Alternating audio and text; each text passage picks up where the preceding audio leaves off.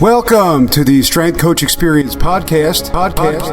I'm your host, Joe Lego, and here we go.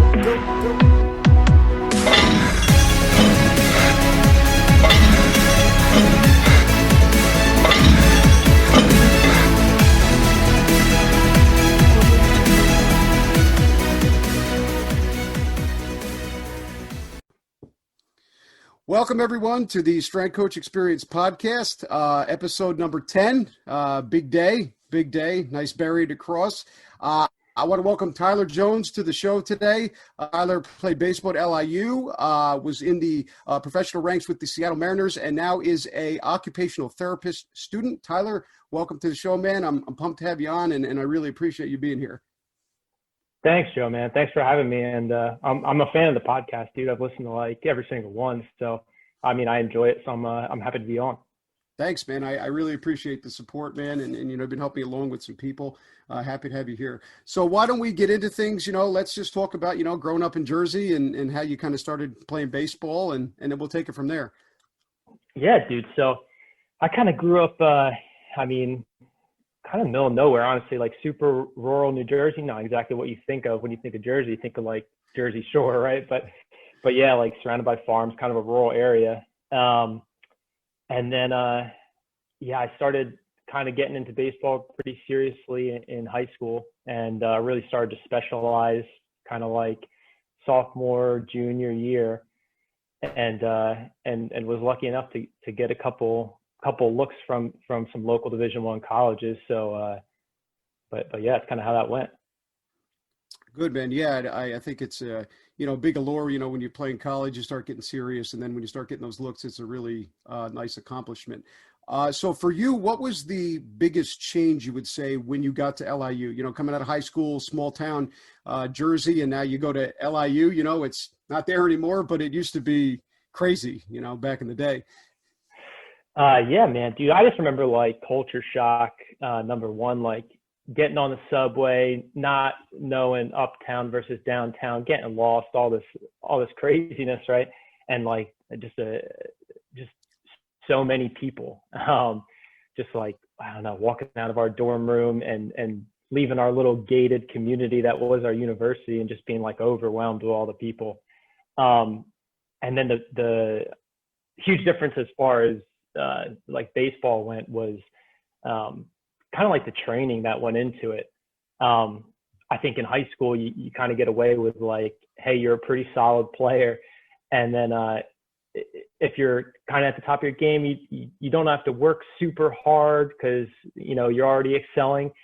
And then kind of like some of your previous guests said, it's like, dude, I'm 18, 19 years old, and there's like 22-year-old guys on the team.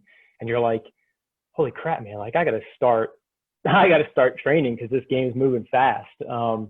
And that was the biggest difference, kind of like the speed of the game and just trying to play catch up that first fall baseball season to everybody. Yeah, I think that's a big point. Like you said, we have talked about it with a lot of people, and I think that's a big theme. You know, you play in college or you're in high school, and everything kind of is working, you know, and they kind of let you go. Exactly. That's how it is also in the minor leagues. You know, everybody's always like, well, why don't they want to work? I'm like, these are the best guys in the country. They come here. They just expect to do the same thing they did. Nobody said, oh, you have to lift now 3 times a week, or, you know, you have to wake up at 6 a.m. So I think that's the biggest transition. And to people out there listening, you know, I've said it before, if you want to get involved in this game at the next level after high school, you have to prepare for these things. You know, it's a full schedule. And like I said before, it's not, you know, they make room for the new things. It's, you have a full schedule, and then now we have to add weights and everything else. And you kind of have to learn right away how to balance out your time, because if that's not something you can do, then obviously you're going to struggle. So why don't you go through some of the stuff you did at LIU? I mean, you were in the early years, just some of the lifting and the different things that you did that kind of really helped you, progress your career as you were in LIU. Yeah. So I think, my freshman year, I kind of took over the catching, like starting role about halfway through. And by the end of the season, I was just like completely beat up just because I wasn't used to like that strenuous, that like long of a season, number one. And then like strength training for that long in a row, like kind of without a break, like just trying to maintain, trying to hold on toward the end. And I remember kind of like sitting down and having a heart to heart with Coach Maines, who was the head coach at the time, and he was just like, "Man, like you did good for a freshman, but you're kind of breaking down toward the end. Like you really, if you really want to take this seriously, like you have to get your body prepared." I kind of took that to heart. I went away to the Valley League for that summer baseball, around the summer baseball, and I didn't play a ton. The competition was really, really, I mean, I actually don't feel like I was good enough to be there. But the good thing was there was a core group of guys who was really into like speed training, strength training. And I came back like 100% ready to go.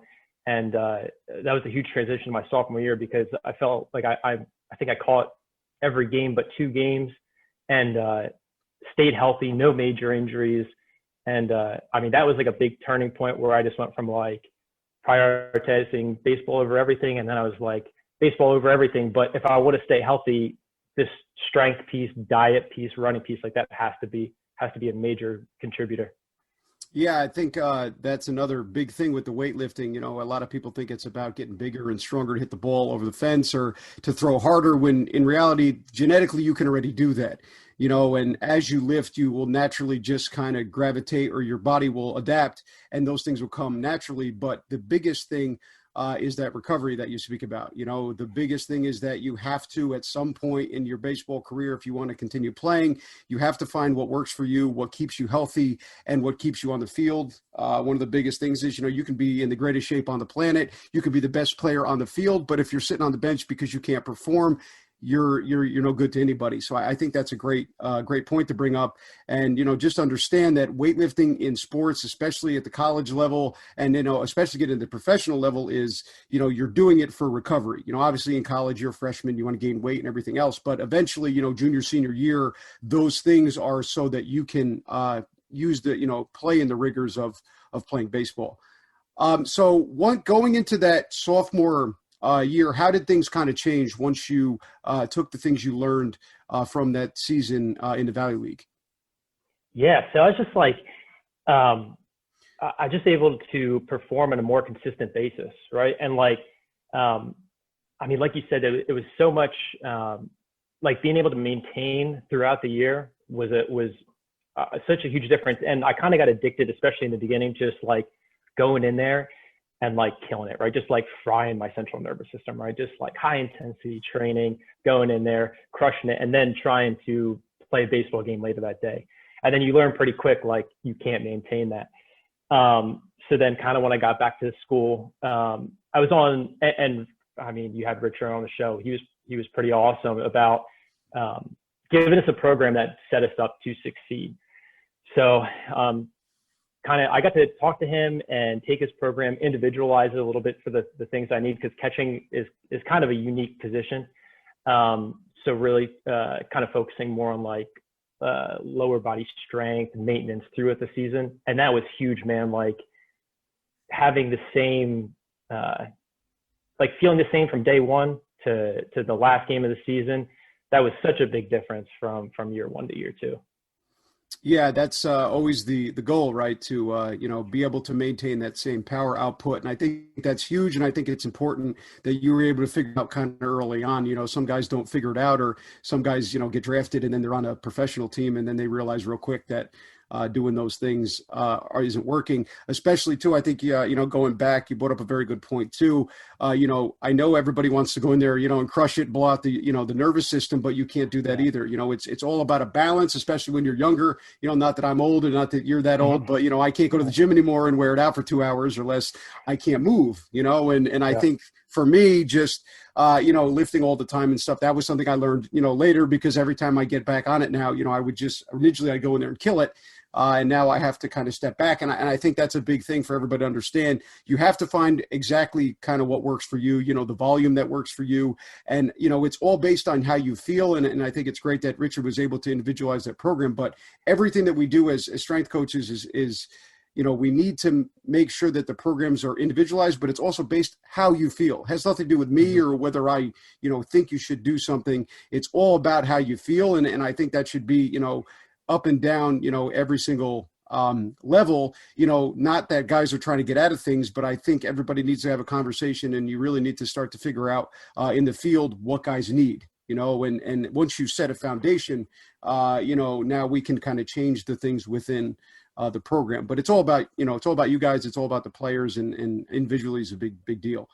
So what happened after that? Let's go into the next, seasons and talk about the performance and how you kind of progressed. Yeah. So I came back. I had a pretty good sophomore year. I went into my junior year. I ended up having, kind of like the best year I could have ever wished for. I remember that. Yeah, dude. So, it was a little bit of skill and a lot of bit of luck, I think. And I ended up, I think I was like top 5 in batting average and on base percentage in Division I, which was like crazy to me, right? And I think I overperformed a little bit, but our team had a really good year too, which was awesome. And after that season, I thought I was like, man, okay, I'm gonna get drafted, and I don't have to worry about school and all this, right? And the draft came and went, and I didn't get picked up, and it ended up being a blessing in disguise. But I was like crushed at the time. I was like, this is every little kid's dream, and I thought I had it in my grasp, and it just didn't come. But yeah, that was tough. But then that just kind of made me want to prove it even more in my senior year. And I think, especially when you're in college and you're like, all I have to do is put up these numbers, and I'll get drafted, right? And that's just like not a reality when you get the big picture, like the huge scope of how many amazing college baseball players don't get drafted. And it's like, you really have to be the top of the top of the top. So that was like a pretty big wake up call, and it ended up being a blessing in disguise, because I kind of got to finish my degree and do some other things. But that was the kind of a tough pill to swallow at the time. Yeah. I mean, I know that's a rough feeling, to, be one of the best in the country, if you will. What'd you bet for something? You're just on an absolute tear. Yeah. And, you bring up a great thing there, that it's not all the time they draft the best players. There's a lot that goes into it. And that's why I think in today's world, if you will, all the things on social media where, if you squat this much, do this much, your velo is going to be 90. Everybody wants to throw 90. And in my head, and you saw, we'll talk about it in a second when you get up to the next level, but everybody in the minor leagues throws 90. There's 100 guys that throw 98 miles an hour, and some of them, they go home in 2 months. I mean, so I think it's very important for everybody to understand, like, the guys that are at the top in the major leagues playing on that level, like I always tell everybody, they're like, picture them like comic book characters. Like they're not like you and everybody else. Like they're on a whole other level. And even the guys in the minors, like you'll see, I mean, we had a kid that threw 95 lefty and 87 righty, and he doesn't play anymore, like you said. So I think that's a good point. You have to kind of take a step back, especially even if you're doing really well, and kind of reanalyze the goals, and find out what you want to do, because, you have a lot of guys, I throw 95. And I'm like, yeah, that doesn't matter. There's so much to go into it. And especially for catching, I mean, size, pop time, throwing down the plate, how many games you play, all that stuff goes into it. And I think that, a lot of times, because we're so obsessed with numbers and the kind of the evolution of analytics, everybody just focuses on, exit velo and shoulder angle and velocity of fastball and those things like that. And those aren't the things that get you drafted. You could throw 96 and run a 6.5, and they might not take you because you have, issues off the field, or just in general, some of the things you don't do. So I think that's a great thing and a great part of the story, to understand that, you could be the 5th best catcher in the country, have a season, and sometimes it doesn't happen, so, but, luckily, you were able to use a positive for that and get some other things done, finish your degree. So why don't we talk about the introduction into the, the minor leagues there, and how that transition was? Yeah. So I finished up my senior year. I had a good year. It was probably a little bit of a letdown after, I had, such a good junior year. But I put together a pretty solid senior year. And then at the end, the draft came and went again. And I kind of thought, okay, well, I had a really good college career I'm proud of. That's kind of in the books, and then baseball's over. I was going back. I had to take a couple classes to finish up my degree, and I remember I was like, you know, taking chemistry. I think I had gone home for the weekend or something like that, and I was like at the grocery store, and you know, me and my buddies, I think like Mike, who you had before, Yeah. we would like mess with each other on draft day, like all the time, all my buddies and my buddy Kyle, and he's like, we would call each other and be like, hey, I'm blah, blah, blah from the New York Yankees, and we want to take you, right? So I get a call, and you know, I hear like, oh, you know, this is a scout from the Seattle Mariners, and you know, we want to sign you to like a contract. And I'm like, oh yeah, good joke, dude. And they're like, no, this is like, I'm actually from the Seattle Mariners. Like, we can fax over a contract and kind of like have you on a flight tomorrow. And I was like, oh my God, like this is real, right? So I was like, yeah, dude, let's do this. So it really was that quick. It was like phone call. Next day I was on a flight, and I just found myself in like rookie ball 2 days later. Ended up playing a couple games there, and then went to their low A team. And it was pretty incredible.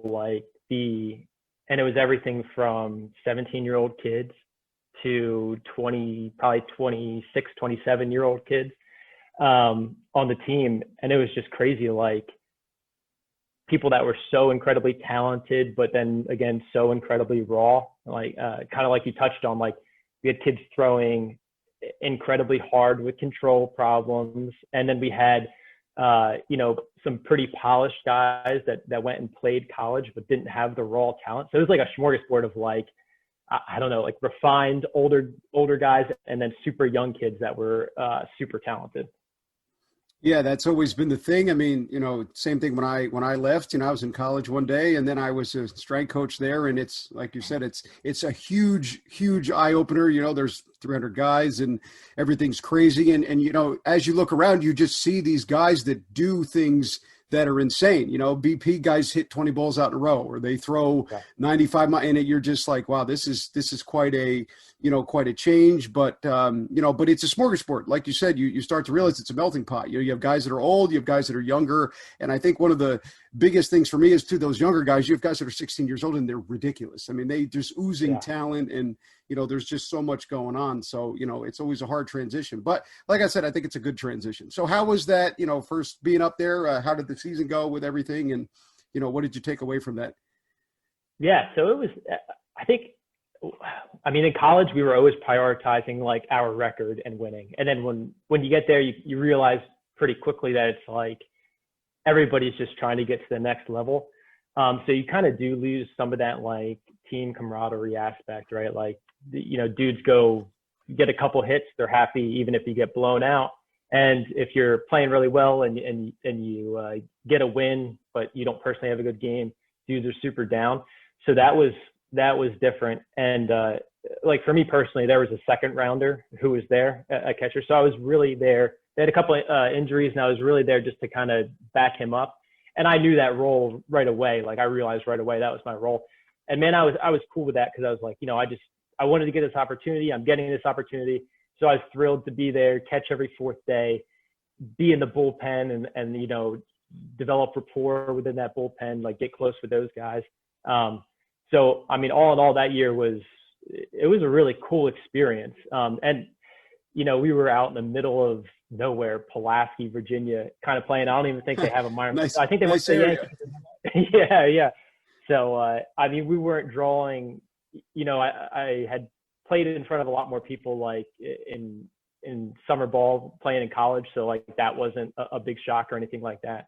But like I said, man, like the talent, and pitchers started throwing breaking balls a lot harder. They started throwing sliders and cutters. And I kind of came to that realization. I was like, you know, I can hit a pretty hard fastball. I can hit a 12-6 curveball. We started getting into the high 80s with sliders and some 90-mile-an-hour cutters, and then I'm going to be in trouble. that's kind of the first time I felt like overmatched as a hitter. It probably like in my life. So yeah, that was different.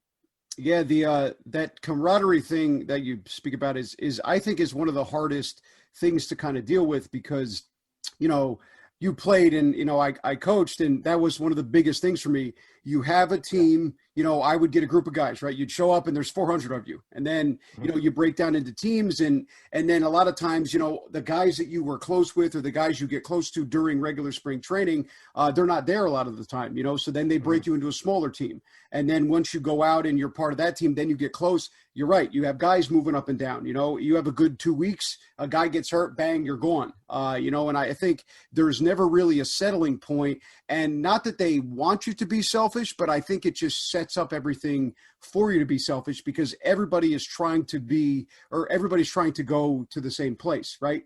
Amongst some of the guys are lazy, right? Some guys don't work hard, but the one thing there is every guy wants to be in the big leagues. That's why they're there. And I think that's a big thing, and that camaraderie is gone, and I think for me, the biggest change also too was when guys get cut. I don't know if you've experienced that, but the craziest thing in the world was there's a guy you see every day, he works hard, and then all of a sudden they bring in the office for me, there'd be a little, note sticky, and it was, these guys are going home today, don't go near them, and don't say anything about them getting cut because they might not know yet. And I'm like, what? So I think, those are the things that everybody kind of, they don't talk about that a lot. And those are the things to adjust with, you're kind of on your own in a team. If you're with a group of guys and you're constantly moving together, you get camaraderie and things like that, and hopefully end up in the big leagues. But, if you're bouncing around or you're not kind of in that train, if you will, it's kind of hard to get that camaraderie together. But I think that's a fantastic point, and I'm happy you brought that up because a lot of people just think it's like college, 2.0, and I'm like, not really. The guys are, on a whole nother level. Plus, it's real hard to get kind of settled. And as you play every day. So, if you have 4 games that are rough, that's, your batting average takes a turn. So I think that's another thing that constantly is overlooked. So why don't we talk about what happened after the, after you're with Seattle, and go from there. Yeah. So I finished out the season. I went back to that spring training. I ended up getting released at the end of that spring training. And I was like, I saw that coming. I was a catcher, so I got to kind of like stay probably a little bit longer. They use you to catch bullpens. That's my favorite thing. Yeah. Absolutely. But I kind of knew it was coming, man, because I think I was 23 when I got released, and I saw like there was kids that were 17, 18 that had the same skill set, that I had, and they were much younger, much more potential. So I kind of saw that. So I wasn't too beat up about it. I was just kind of happy for the opportunity. And then, I kind of got sent home, and I had always been interested in the military. That was kind of one of the options after I didn't get drafted after my senior year of college, something I was kind of looking at. And yes, I'm 23, baseball's over, and I'm like, man, if I'm going to do this Army thing, like I want to do it before I get too old to, Yeah. And my dad was in the Army back in like Vietnam. So I think it was kind of following in his footsteps a little bit, but I knew it was something I wanted to do. And I'm like, dude, if I'm going to do it, I got to do it now while I'm young and like physically able. Yeah, I think that's a great thing, though. You were able to kind of transition to that. I'm sure, you met a lot of guys. They're shocked when the call comes. We used to have a manager who I loved to death, and guys used to come in and they would be shocked. And he would literally sit there and be like, I don't know why you're shocked. He said he would literally go, you batted 100 last year, and this year you're terrible. Like everybody either loved him or hated him because he was just kind of, in your face, and that's how he was. But no, I mean, like I said, I think that's a hard thing for a lot of guys. But, I'm happy that you were able to kind of figure that out, because I will say one thing with the minor leagues, in my opinion, there is no surprises, if you will, in terms of performance. It's not like you bat 500 and then they send you home. They do give you some time. It is very cutthroat. I'm not saying what they do there, is nice sometimes, but, a lot of the times, they usually don't get rid of you because you're, there's some issues or whatever, it's usually performance, or there's always an issue, and they always explain it to you. I mean, I know guys that throw, 90, we had a kid that couldn't play catch from 20 feet away, and he got released, and he was losing his mind. And I'm like, dude, you throw the ball to the other field. You can't you can't have catch. How are they supposed to put you on a mound in front of, X amount of people? So, I think that's a nice, good thing to bring up. So what happened? How was your time in the military? How was the training for that? I think we'll do the time in the military, and then we'll just we'll touch on like the transition, coming out of sports into that lifestyle. Yeah, so I was, and there wasn't a lot of kind of in between time between baseball and you kind of sign up for the Army. So I went in, and I was in pretty good shape, and well, you've always been in pretty good shape, so. but yeah, just so everybody knows, Tyler's never been, But yeah, so I kind of excelled, and I actually went in. This is crazy, man. So I went in. They have a program called the 18 X-ray program, and they're like, you sign up for 5 years, and kind of like your bonus for giving us 5 years is we'll give you a chance at Special Forces selection. So I was like, all right, man, like that sounds good to me. I didn't really know what I was getting in for, but I was like, hey, I'm in good shape. How hard could it be? So I go to sign up, and they're like, oh, sorry, you've had eye surgery, because I had LASIK done earlier when I was in the minors. So like, sorry, we can't give you that contract. And a guy kind of pulled me off to the side at the where you go to kind of have all your like physical testing done before. And he's like, dude, if you go to basic training and you like really show out and you perform physically, just ask your drill sergeants, just be like, hey, do you please take me to this the Special Forces recruiter, and see if you can and get in that way. And at this point, I was like, this is kind of what I want to do.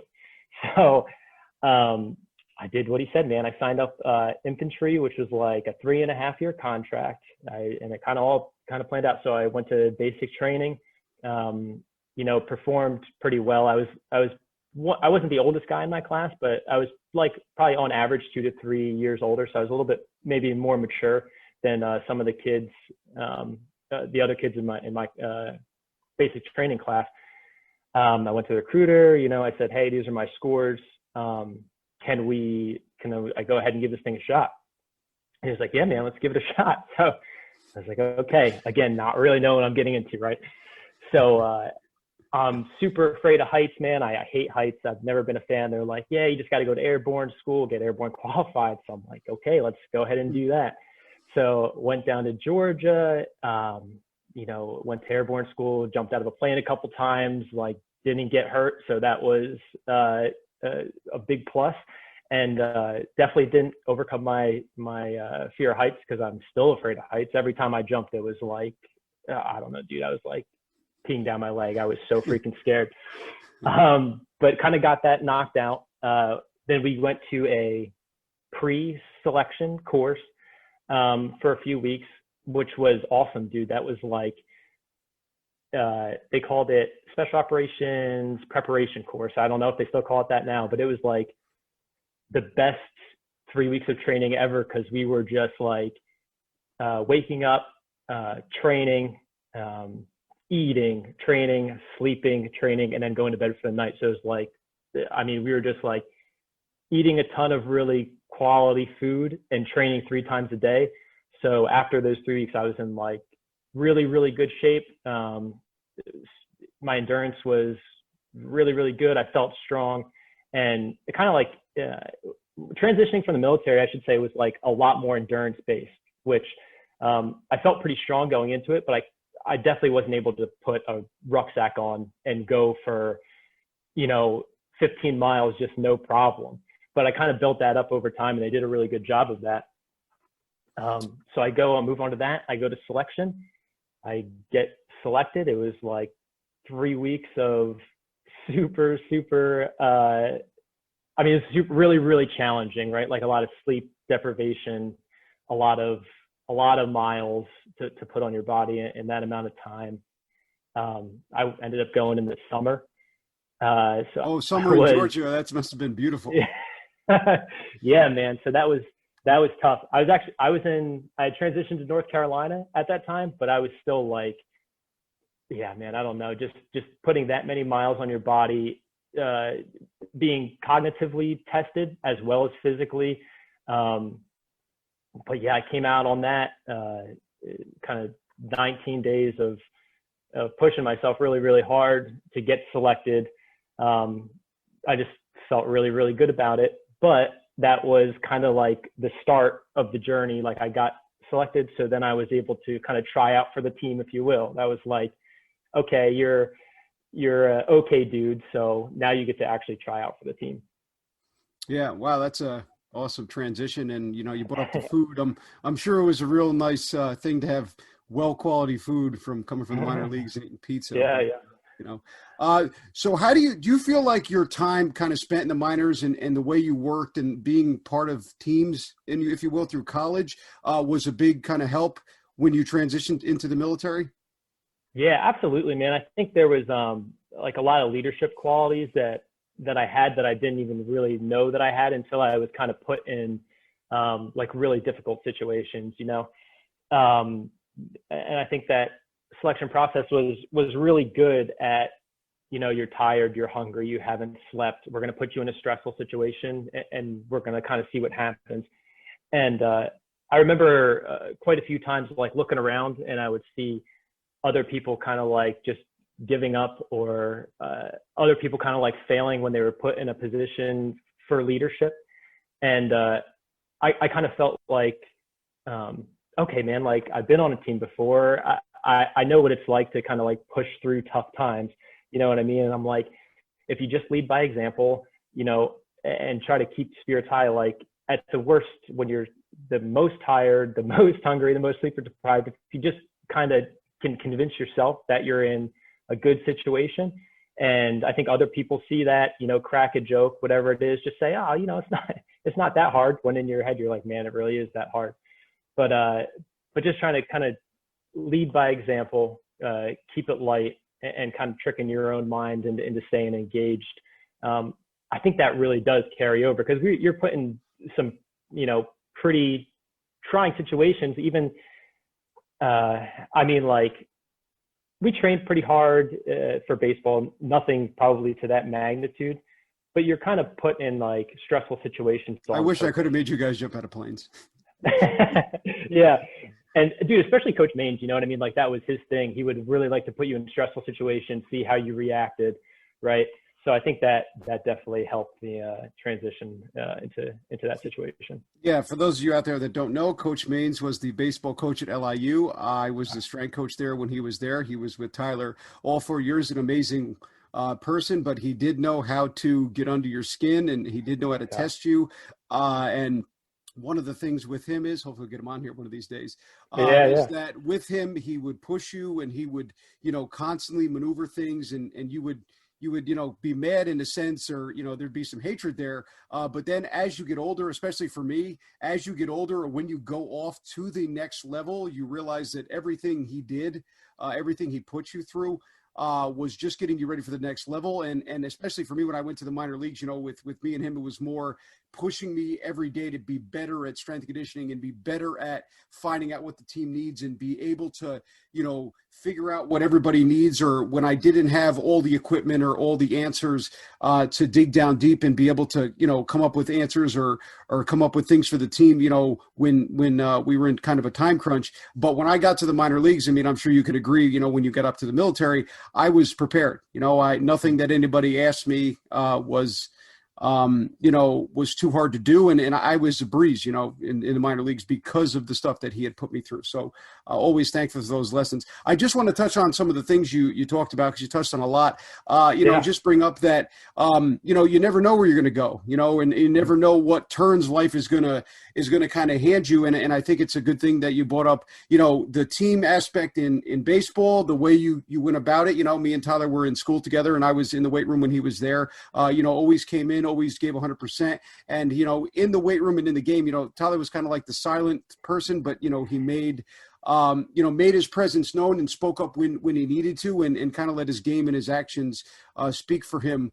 Not that he wasn't vocal, but, he did things very, very strategic, and almost military-esque, if you will. Anyway, we were at LIU, but you never know kind of where, you're going to end up. So it's always very important to take every single opportunity that you get, to the best, and try to make the best out of that opportunity, because, if you excel in one place, those attributes are the things that you need to excel somewhere else, might come out.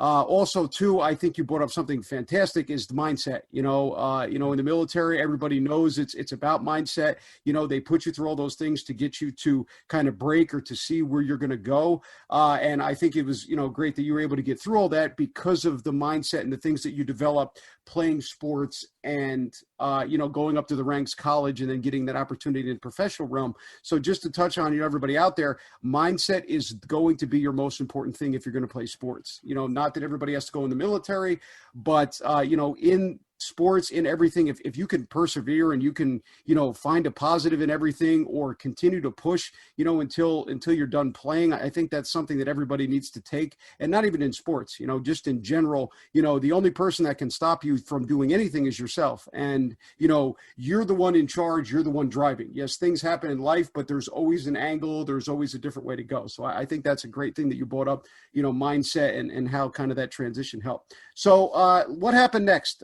with the military, and then we'll transition into the new venture now. Yeah, dude. So I got selected, was super excited. Got picked for my specialty to be a medic, so I got to go to a pretty lengthy medical course, and that's kind of somewhere in the middle of that. I actually got exposed to occupational therapy, but we'll bring that up later. But so I finished up the medical course. I go, and like I said, it's kind of the tryout for the big trial. I ended up going to what they call the Q course, the qualification course.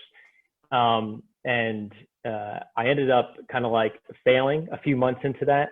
Land navigation, man, it was not my strong suit. Running around the woods was like a compass in the map. I was always the kind of kid was like, dude, come on, we have GPS, why can't we use it? But it was just kind of like one of those boxes that you had to check. At this point, I'm 20, man, I'm probably like 25, 26 years old. And so I fail. I have to go in, talk to a colonel. He basically says like, hey, you're a good dude. Come back in a year. We'll let you pick up where you left off. The thing was, man, I signed up for a 3.5-year contract. All this training takes time.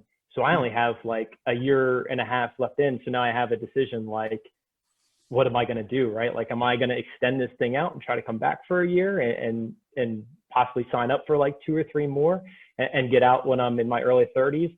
Or am I going to have to kind of like, shift my focus a little bit and try to kind of pursue something else?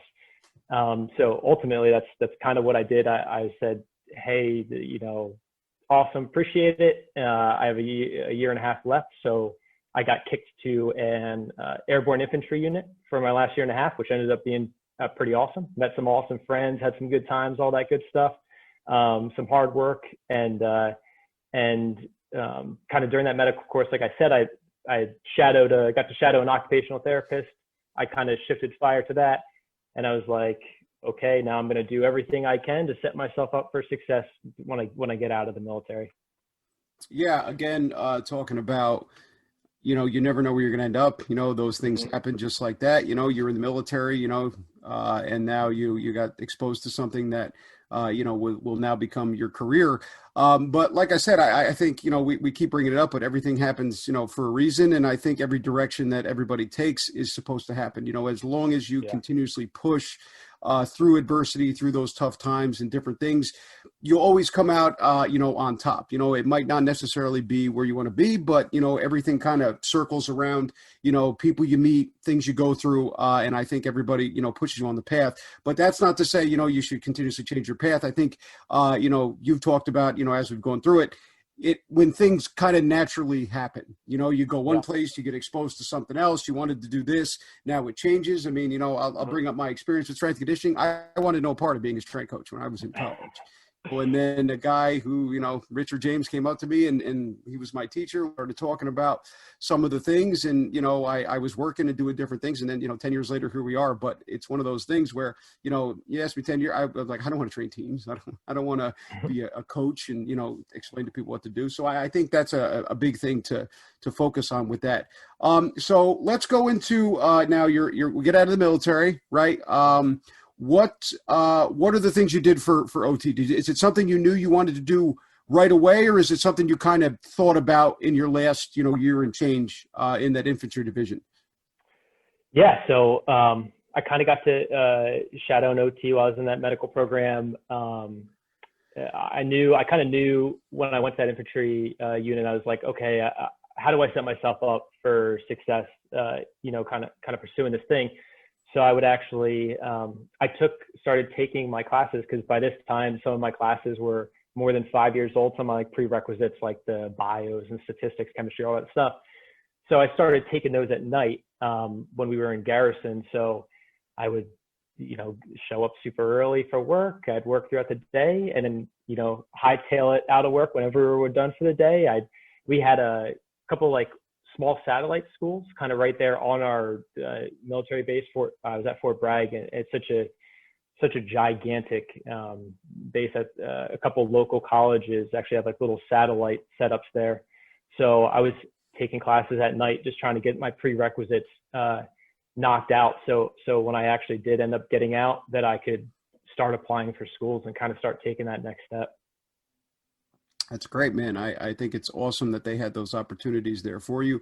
But I think, what you bring up too is, you knew this is something you want to do. So you started kind of laying the groundwork, laying the foundation, and I think that's a key point, because a lot of people are like, okay, I want to do this in a year. I'm just going to kind of hang out now, and it's very important to, especially in OT, and in the strength and conditioning field, and moving over towards the medical side and the therapy stuff, you have to prepare yourself. It's something that, there are prereqs and things you have to do. And there are a lot of things you have to take care of first before you go right into school. I think that's one of the things that separate us from, a lot of other things. If you want to get a master's in English, you can just jump right on after a bachelor's. But, if you want to be a doctor, you have to do prereqs and then go right into medical school. And then, with the medical field or the sports science department, if you will, if you want to be a PT, you have to take those, those prereqs. Same thing if you want to get your doctorate. Me and me and Mike talked about it last time. You have to get through those foundational courses. So what school did you end up choosing, and how was that transition, back into kind of normal life with college? Yeah, man, especially, and the crazy part was, it was like, up to that point in my life, I had only professionally worked with men predominantly. Like, playing professional baseball, it was all guys. The strength coach was a guy. The trainers were guys. All the managers were guys, right? I go to the Army. I'm in infantry, and it's since changed, but at that point, it was kind of like the guys only club. So yeah, getting back into school and being like surrounded and having to work professionally with men and women, kind of watching what I say, the kind of ditching the military jargon and getting back to talking like a normal civilian. that kind of takes a minute. But no, man, it was good. So I applied to a couple different places. I actually ended up at Methodist University in Fayetteville, which was still right here in North Carolina, kind of right down the street from where I did my time in the Army. So it was an easy transition for me, because I already kind of had that social network here. Like, I'm still half hour, an hour away from a lot of the buddies that I was in the Army with. So that helped out a ton in the transition. Yeah, no, I think that's awesome that you're able to kind of, stay close to the people, obviously that probably helped going through college. But yeah, I think that's, I sympathize the same thing with that, because, when I got out of the minor leagues and I would come home to normal life, you got to change everything around, or when you would see people in the family, or you would have to talk to somebody, because, whether everybody knows or not, it's a whole nother level. The way you talk in the minor leagues and all that stuff they shouldn't record any of that. And it's just ridiculous. I mean, you're in a locker room. I mean, it's disgusting in a lot of the ways, just nobody cares. Sure. And just, the coaches are the same way. They're older, but they talk to you in the same way and things like that. So, that's funny. I do remember coming out of that. So how's been, like I said, what have you enjoyed about kind of that transition into OT? Yeah, man. So, I kind of loved it. So I'm through my first couple of years of academic work. I was supposed to start up kind of my big clinical rotations last semester, but that kind of got put on hold because of the pandemic. but I've just recently started up at the hospital, and now that I'm like getting hands-on, getting some patient time, and getting to actually do some interventions, it's been awesome, man. I'm actually down here at a hospital, local hospital called Wake Med, and primarily working with their spinal cord injury unit. And it's, I mean, I finished up my first week today, and I'm just really excited. I'm there for 12 weeks, and it's just really rewarding, man, because you see kind of people that really need help, and you get to help them out. So I don't know, man. I'm just really excited about the future as an occupational therapist. Yeah, no, I think you bring up a thing. It's the same feeling with me. You know, when you train, when you are in this field and you're doing it for the right reasons, it's all about the people, you know, and I think Mm-hmm. that's what kind of wants you to get better is when you start to meet people whose lives you're directly affecting. You know, for me with Yeah. the training things, you know, it was all about the older people, you know, because initially I was like, I don't want to do this, you know, and then I started training with some people that were older, and their life started to change, you know, and then things would Yeah. happen and they're like, I fell yesterday, but I caught myself, and if it wasn't for you, I'd be in a hospital. And I'm like, oh my God, you know. So I think that's an awesome thing that you're able to experience that, and I think that is one of the things that everybody, especially in the sports science or medical field in general, I think everybody should try to stay in it until they get, you know, to that point, you know, because there's a lot of people that bounce around and things like that, or they don't like certain things. And I'm always like, stay in it until you reach that point, you know, and then if making somebody's life better that way doesn't make you happy, then kind of go off and do some other things. So I just want to touch a little bit on the program. So when you are in, you know, OT school, do you decide a group of people or a population that you're going to work with, like a certain part of the body, or is it kind of very general? Yes, that's a really good question. I think there's kind of like three main avenues that you can kind of pursue as an occupational therapist. One is pediatrics, right? Working with kids that might have, you know, physical disabilities, cognitive disabilities. I had one when I was younger. Yeah, I wanted to ask you kind of what your experience was for sure, because so you had an OT when probably OT PT when you were a kid, right? Yeah. So for me, I went to therapy when I was real early. I mean, my mother was a nurse, so Yeah. we started early. I was probably in therapy 9 months old. I went to school. Literally, I was in school. I mean, we didn't do math or anything like that, but we would go there and it was all OT. So it was all fine dexterity for motor stuff. And then for me, it Yeah. was all balance and things on the left side. And then Mhm. when I got out of the school and I just was in kind of regular nursery school, if you will, every other day, we would drive to Westchester, about 45 minutes from here, and I would go meet with an OT, and I have a physical therapist. So I Yeah. had one of those all the way up until, I want to say, probably till the start of like first grade. And then I had a predominant, just a physical therapist that would do stretching and things like that. But yeah, OT was great. I mean, I do remember, I have this weird thing where I remember all the stuff that happened when I was 9 months old, but OT, my experience was fantastic. I mean, I wouldn't be where I am today without it. You know, we went through dexterity, we went through balance and everything. And they kind of got me to a place where, you know, I was, you know,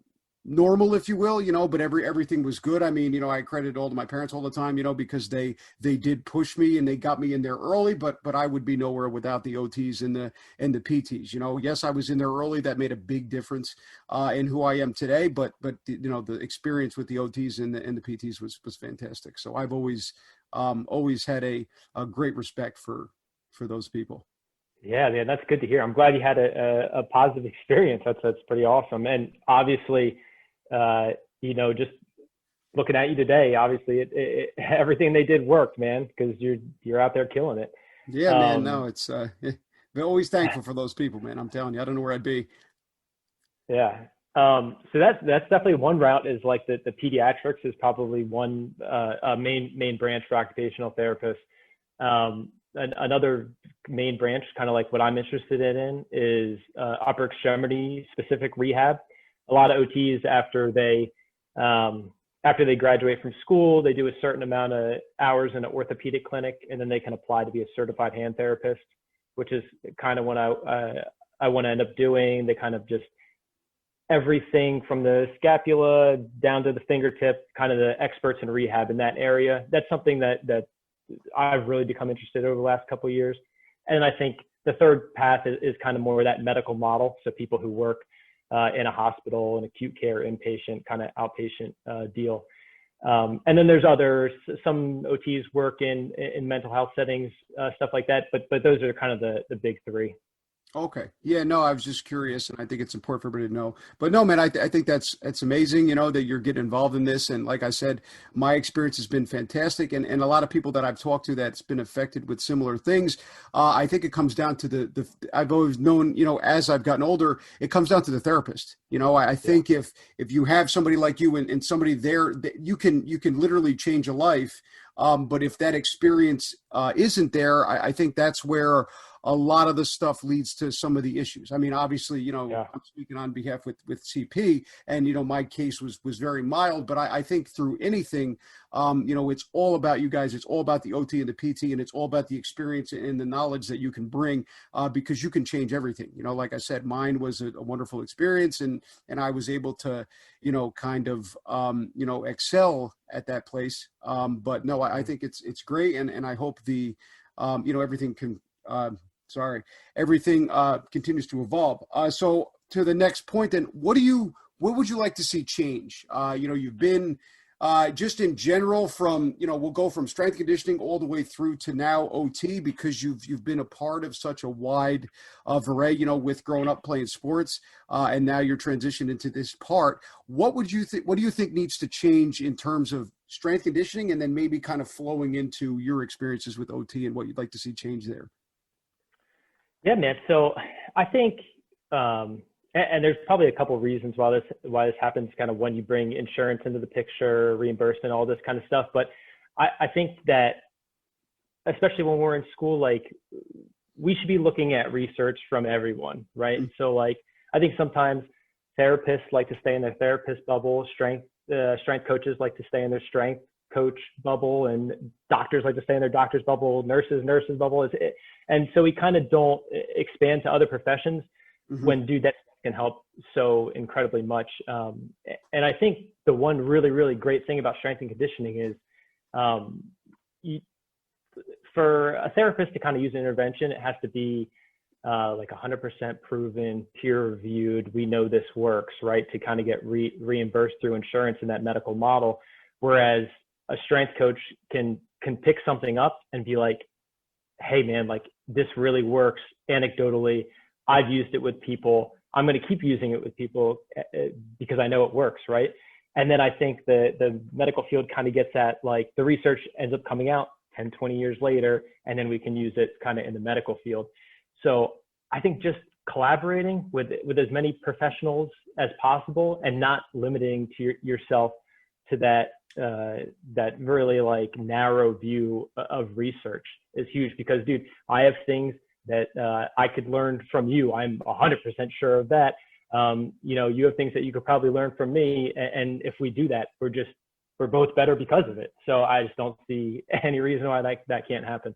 Yeah, I think that has always been the biggest thing. That's my biggest thing. Spoke vocally about that on the podcast. The bubble thing you talk about, I think everybody kind of needs to learn to tuck their ego. Mm-hmm. For me, I was always interested in the whole thing. I mean, nobody knows this, but I actually interned with an orthopedic surgeon when I first started doing this. So I went to an office, I saw patients, I was in surgery, I saw ACL surgeries, I saw knees. I did that for about 2 weeks and so. And then I realized that, the way they do surgery these days is kind of like putting together a car on an assembly line. And we didn't even ask for people's names. So, from my experience in the ortho realm, I kind of wanted to do something that was a little closer. And as you said before, the insurance and those things kind of get involved in it.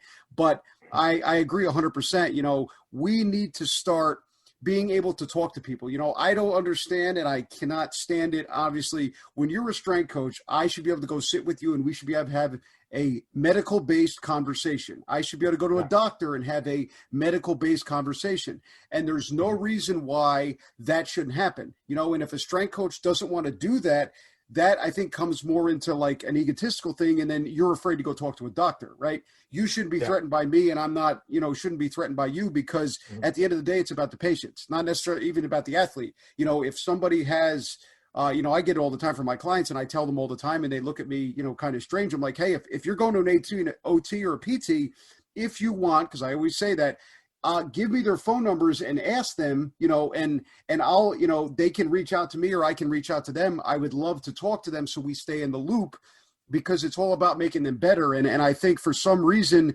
you talked about the bubbles, everybody's in their own bubble and we're floating around outside, and everybody kind of gets further and further away. And it just makes it worse for what we're trying to do. I never really understood why, everybody wants to avoid going and talk to the physical therapist. As a strength coach, a lot of the times too, it's, oh God, we got to go talk to the AT. That's just how it is in a lot of places, and I think that that's something that 100% needs to change. I'll say it too. If you don't want to deal with it as a strength coach, then you need to go figure something else out to do, and I think that's the thing that I don't like the most about the field is, I don't get as much knowledge or respect that I should for, what I've learned, because overall, or, in the past, it's somebody who isn't versed on those medical things. I brought it up. I think I brought it up on the last podcast. You ever seen Draft Day with Kevin Costner? Right? Yeah. He's he's doing all his things, and he gets stopped by the strength coach, and the guy goes, "Oh, guess who benched 225 yesterday? Brian Drew. Guess who squatted 480? Brian Drew." And I'm like, this is awesome, right? We get our moment of fame, and now this guy's yelling about maxes and bench pressing. So I think it's just a stigma that I don't know how to do stuff with bones and joints. But like I said, man, I agree 100%. I think we need to mesh, man, because if we mesh, we can fix everybody. If there's nothing stronger in the department, if you're, your PT, your OT, your AT, your strength coach, your assistant coach, and your head coach, if we're all working together, there's nothing that can be, done. And then if you look at it in normal life, if your doctor's operating and you're an OT, and you're doing things for them with dexterity, but then when you're done doing your part, if you send them to a trainer, or a strength coach, and we keep in contact, we can get them back to brand new and living a better lifestyle. And I think that is kind of lost in the thing. Everybody looks at it in sports. Well, the goal of sports is to be better on the field, to be the best you can be, and for me to keep everybody healthy. And then in general life, I want you to come out of my office better than you were, Yeah, absolutely. And yeah, dude. I couldn't agree more, man. Like it's so easy. It's not that hard to put ego to the side and just kind of work at a team. And as long as you're putting the patient, the client, whoever it is, you're just putting them first. You want to put them in a position to succeed. So if a little bit of communication will do that, I can't see why. And then another thing, dude, like people want to, I think some people want to say like, oh, strength and conditioning coaches, they're just like, big bulky morons who want to bang weights. Like, dude, they're putting out some of the most impressive research in the field. Like, I mean, it's a really, really outdated point of view to have, I think. And hopefully, man, hopefully it'll change and everyone will kind of start putting their ego aside, working together. And I think that's a really, really great future of healthcare and patient-centered care in general. Yeah, no, I 100% agree. I hope in the healthcare field it starts to progress. I mean, I've been asked countless times. People are like, "Hey, you should collaborate and do something where in between, the after the PT you meet with them." And I'm like, can't do that right now. Insurance won't. A doctor isn't going to go write a script to come see me for 12 sessions. So I think that's a good point to bring up. But I think we're at a place where that is going to happen at some point, because it comes from winning, right? It has to start at that area. And I think with all the advancements, like we talked about before, with the analytics and all these teams in every sport, everybody's kind of diving deeper and deeper and deeper into how the body moves and what's going on. And, the more and more it starts to produce winning and the more and more it starts to kind of help, I think we'll be okay. The biggest thing for me, I think drawback, just to bring us up as a side note with the Astros, is that it's a shame that they got caught for what they did, because their stuff is fantastic. Like the things that they do in the minor leagues, the system that they have, the science, the tracking, the force plate stuff. I mean, my friends with them, it's amazing. And I hate that now it's kind of overshadowed a little bit by what happened there, because I think that was going to be our, kind of the breakthrough. So hopefully that stuff. So what's next for you? Like I said, I know you're going to graduate, you're starting your rotations. What do you want to, what do you hope to learn? And then where do you hope to go after you're all done? Hopefully once COVID is done. Yeah. So I should be finished up here within the next year. And then I really kind of want to get into that specialty of just upper extremity rehab. I really like working with athletes, just because it's obviously relatable. You know what I mean? Like I can kind of say, I played at a pretty high level. I kind of know what you're going through. I know how horrible injuries can be. Or also like the veteran community, because again, it's relatable. It's a way to get the foot in the door, right? Like, dude, I have a slight idea of probably what you're going through. So, they might be a little bit more willing to jump in, trust me, and work with me. So 5-10 years, man, I want to be, the specialist in upper extremity rehab, and kind of working with those folks. Amazing, man. And I know you will, with that work ethic of yours, you'll be up there. And I think you bring up something that I talk about in my field, but also you talked about being relatable to people, right? And I think it's always important to whatever field you're in or whoever you're working with, to go out and experience, everything you can, so that you can be relatable to people. I think that is very, very important. If you're a person that wants to work with the military, but you weren't in the military, you better get out and start training some guys that were in the military, so you understand and you can kind of put some things together, right? It's the same thing with baseball and sports. If you want to train baseball players, you better get out and learn how to act and things like that around those guys. And just in general, I just think it's a good point. You want to be well-versed in everything. Just because you're an OT or PT doesn't mean that's all you do, right? You want to be relatable, because the more comfortable somebody feels around you, the better their experience is going to be. And I think the more they're going to trust you. I mean, you brought that up, and I think that's the biggest thing, regardless if it's doctors, PTs, or strength coaches. Trust is, kind of the main thing we're trying to get. And I think that's that comes apart a little bit, especially with sometimes in the medical field. So I think that's an awesome point, man. And I'm happy you brought that up. Well, that was great, Tyler. I think that's about it, man. I appreciate you coming on, man. I enjoyed it, dude. We'll definitely have to do another one, to dive into some things. For everybody out there, if they want to ask you a question, maybe you have somebody who's interested in some of the things that you've done, or wants to become an OT, where's the best place to contact you? Yeah. I mean, I'm not super tuned into the social media stuff. I have an Instagram. Mailing address. Mail, yeah. Send me snail mail, dude. No, but I have Instagram 1, Tyler Jones 1, and that's if you send me a message on that, whatever, I'll get back to you. I'm sure there's a way to Google me on Methodist University, get in contact with me like that. But yeah, that's the easiest way. All right. Well, anybody that wants to contact Tyler, the stuff is there. And with the Instagram, I'll put the handle underneath the post for the podcast on Instagram for everybody who wants to reach out. Well, man, I really appreciate it, man. And I can't thank you enough. Absolutely, Joe, man. It's good catching up. It's been too long, dude. So this was awesome. Exactly, man. We gotta keep having these long stints. We got to make sure we do it every couple of weeks. Yeah, for sure.